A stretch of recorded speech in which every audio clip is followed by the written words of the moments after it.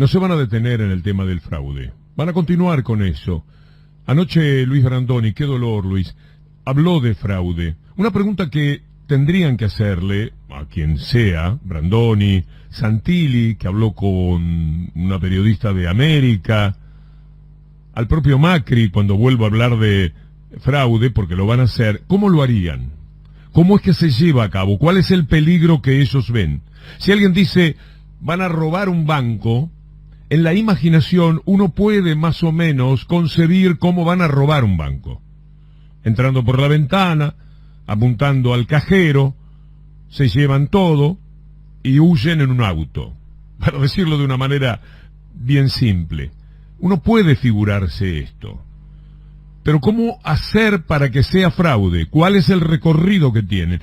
Debe haber algo en la mente de cada uno de ellos que permita pensar que efectivamente van a hacer fraude. ¿Cómo lo hacen? ¿Qué es lo que quieren decir? Nada más que el hecho de una derrota a la que evidentemente le temen, se produce no porque ellos sean menos votados que, en este caso, el gobierno, por ejemplo, sino porque hicieron trampa. Pero hay que descubrir, hay que describir esa trampa, y no simplemente decir como ocurrió anoche. La sociedad argentina ha cambiado en un amplio número, enorme número, como no recuerdo yo en mis 81 años de vida. Y resolvió cosas al margen, a veces, por delante de los partidos políticos, que no las resolvió nadie. El tema, quien abrió las escuelas fueron los papás y las mamás. Pero esto se va a reflejar en las urnas también. Y vamos a tener que tener mucho cuidado para evitar el fraude.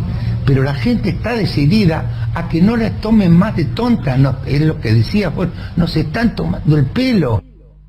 ¿Cómo sería el fraude? ¿Cómo se puede hacer? Porque de verdad, la pregunta surge del hecho que me puse a pensar, a ver cómo se podría realizar un fraude. Están los fiscales, que son los que van a contar los votos adentro. Están los fiscales, la gente de la mesa, que determina que entra un señor, le dan la posibilidad de que vaya al cuarto oscuro, elija un voto y lo ponga. Naturalmente, si alguien va a votar a Brandoni, por ejemplo, pone el voto de Brandoni. Ahora, hay un fiscal que dice, este voto de Brandoni, van 8, van 10, van 12, van 14. Eso después es parte de un telegrama que se envía y que perfectamente pueden seguirse sus pasos. Y luego el conteo. Hay otro como conteo más final. Yo no, la verdad, ¿por qué decirlo? Y bueno, porque hay temor a perder. Miren a Santilli jugando, yo le vi la cara que puso, porque en algún lugar, creo que en Sobredosis de TV, lo pusieron con la periodista. Y él dice, hay vivos de turnos que quieren hacer la avivada.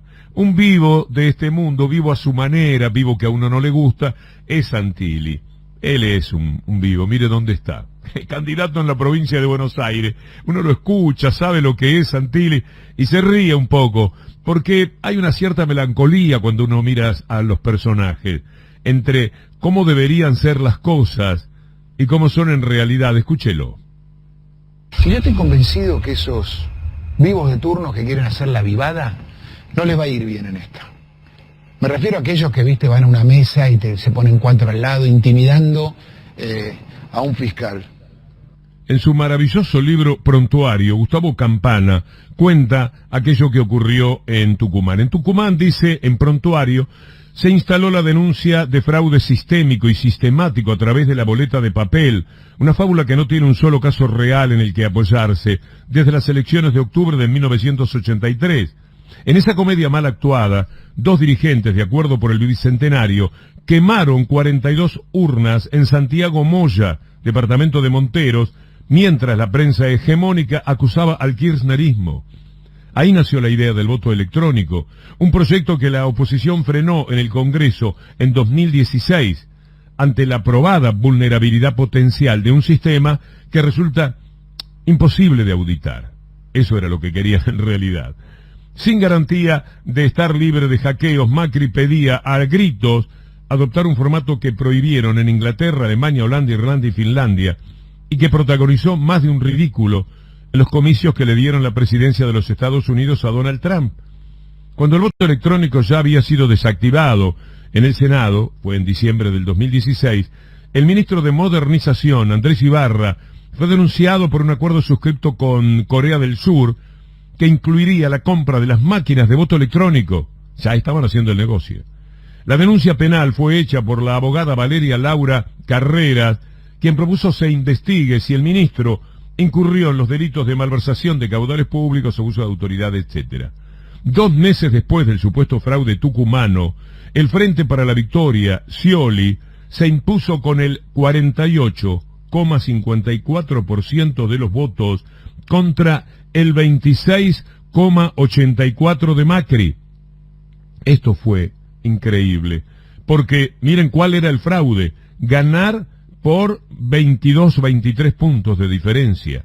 Dice Gustavo Campana en Prontuario: si antes hubo robo, como gritaron los integrantes de la foto de familia con Mauricio en la cabecera y Sergio Massa, Ernesto Sanz y Margarita Stolbizer en su mesa, la provincia, lejos de rebelarse, aumentó a 200.000 votos la diferencia de aquella cuestionada elección que ganó José Luis Mansur. El victimario vestido de víctima fue el radical José Manuel Cano, que por lo que veo es candidato otra vez, qué personaje, que recibió como premio a su lealtad la promesa del Plan Belgrano. Y después describe Gustavo Campana en Prontuario todas las tapas dedicadas por la mafia de Clarín de Héctor Manieto al presunto fraude que se había cometido en Tucumán, que quedó tan desmentido en los hechos que nunca más fue mencionado, mucho menos de la forma que vamos a escuchar a Macri. Esto es un llamado de atención enorme para el gobierno acerca de lo que va a pasar en el Chaco y lo que va a pasar el 25 de octubre. Ajá, estaba anunciando lo que iba a suceder el 25 de octubre en las elecciones. Estaban queriendo explicar la derrota nacional que ellos pensaban que podía ocurrir. También hubo una participación periodística muy fuerte, como les decía, de todo el grupo Clarín. El problema de Tucumán, el problema de Chaco, que parece que va a pasar algo bastante parecido, es cómo esto repercute en octubre. ¿Con qué legitimidad asume el que sea? Ya en el país, no en Tucumán. Es muy triste. Por favor, que periodista que tenga a mano a alguien que hable de fraude le diga: contame cómo se haría el fraude. Hace un recorrido que haga creíble que vos pensás que pueden hacer esto o lo otro, porque decir puede haber fraude como decir que va a llover algo del cielo, porque sí, ahora en este momento, no vale, no sirve, es nada más que desestabilizar, es atentar contra la democracia, es ir contra la república, y es hacerlo por los más bajos motivos que puedan existir en materia política. El miedo a perder, la sensación de que luchando contra la pandemia y contra los medios de comunicación y contra la brutal deuda dejada por el gobierno anterior y contra el hambre que sembraron en todas las partes donde había sectores medios a los que condenaron a la pobreza y a la indigencia, pese a todo eso, la lucha habría tenido algún éxito, evidentemente, porque si no, no podrían manifestar tanto miedo y tanta brutalidad. Con respecto a lo que pueda durar Castillo en Perú, poco optimista soy. No nos olvidemos que lo primero que dijeron fue fraude, y se fueron incluso a la OEA pensando que Almagro, que ya había hecho el zafarrancho de Perú, podía repetirlo, pero esta vez no encontraron eco y no pudieron prosperar con la idea de fraude. Querían decir que Castillo, pobre Castillo, había hecho fraude. ¿Desde qué lugar, desde dónde y de qué manera? Nada, no llevaron una sola prueba y se volvieron con cajas destempladas. A propósito de fraude, Carlos Almenara me recuerda al toque, viendo que estamos en ese tema, algo que ocurrió en 2017. Un fraude moral podría ser, hecho por los que denuncian fraude o por los que quieren denunciar fraude, sin ninguna posibilidad de que exista ese fraude. Pero hay que recordar, en las PASO del 2017, el macrismo manipuló la carga de datos y festejaron Macri y Bullrich como si hubieran ganado en la provincia de Buenos Aires. ¿Ustedes se acuerdan de eso? Al día siguiente se supo que había ganado Cristina. ¿Se acuerdan de eso? Eso sí lo hicieron. Es una forma de fraude. Cristina la noche de las elecciones sostiene: hemos ganado, esto es un papelón internacional. ¿Se acuerdan de esto? 4 de la mañana, ¿y piensan que de esta manera van a ver a la Argentina como un país seguro? Creo que es un inmenso papelón internacional. Yo solamente les pido una reflexión. ¿Ustedes se imaginan si esto hubiera, o algo parecido hubiera sucedido, teniendo nosotros la responsabilidad de gestionar, garantizar, fiscalizar y organizar una elección? Dios mío, hubiera sido, bueno, de hecho denunciaron tantas veces cosas que después no sucedieron. ¿Por qué la oposición de repente empieza a hablar de fraude? Bueno, en parte tiene que ver con que el fin de semana hubo un simulacro de elección donde hubo algunos inconvenientes en la carga de datos, hubo demoras en este simulacro. Por eso, lo que se va a realizar a partir del Ministerio del Interior, que es el que se encarga de hacer estos simulacros, va a haber otro simulacro el próximo fin de semana para justamente evitar que haya el día de las PASO, el 12 de septiembre, una demora en la carga de datos como la que ocurrió, como la que vos recordabas, Víctor Hugo, hace exactamente 4 años. En ese sentido, el gobierno se reunió ayer con todos los apoderados de los partidos y les explicó que se va a seguir trabajando para evitar esas demoras, porque justamente lo que quieren en el gobierno y lo que siempre ha sido en todas las elecciones son la transparencia y la posibilidad de seguir y fiscalizar cada uno de los pasos de las elecciones. En un Zoom que tuvo lugar este lunes, Mauricio Macri habló del fraude. Lo hizo en el transcurso de un nuevo encuentro de la Mesa Nacional de Juntos, esa a la que le falta mucha gente de vez en cuando y a Macri parece desesperarlo. Había mucha atención a lo que iba a decir Macri, naturalmente. Se analizó una situación referida a la posibilidad del fraude. Esto lo comenta, esto es un Zoom, insisto, Macri alertó por presuntas irregularidades en las PASO. Están jugando con eso. Temprano escuchábamos a un par de periodistas y al propio Macri. Podemos escuchar ahora, para que ustedes entiendan a qué están jugando, lo que pasó en La Nación Más. Ahí en La Nación Más dijeron anoche algo más sobre el sistema electoral y las dudas que les genera el Correo Argentino. Aquí hay un muy mal trabajo de Indra, pero también del Correo Argentino, también de la Dirección Nacional Electoral. Bueno, el Correo Argentino está manejado por la Cámpora, ¿no? Está, efectivamente, Eduardo, está manejado por la Cámpora. Como te anticipé, la verdad que estoy muy preocupada porque este simulacro de escrutinio provisorio que se hizo el sábado en el Correo Argentino es el peor simulacro que se ha hecho en la Argentina, digamos, de tareas previas para que todos los fiscales de todos los partidos lo puedan ver, los apoderados de todos los partidos lo puedan ver. Esta forma de hacer simulacros del escrutinio provisorio empezaron en el gobierno de Menem. Me dijeron, este simulacro es el más escandaloso. De hecho, tuvo que ser suspendido a media mañana, a las 12, al mediodía, porque se empezaron a dar cuenta. Ya ven por dónde va el tema, cómo lo maneja La Nación Más. Hay que tener mucho cuidado. Parece mentira que estos sean canales que tiene que subvencionar. Aparentemente no hay otra salida. El propio gobierno los tiene para que le jueguen en contra. Es una situación muy miserable, muy triste, muy incómoda, y al mismo tiempo hay que sobrellevarla. Mire usted en lo que están trabajando. Clarín, La Nación, vean ustedes que no falta nadie, al Canal América. Igual me falta, no, de La Nación 12, lo que escuchamos en el comienzo del programa. Es decir, 3 canales muy importantes de cable, de mucha llegada para el que quiere ver noticias, ya están jugando con el fraude.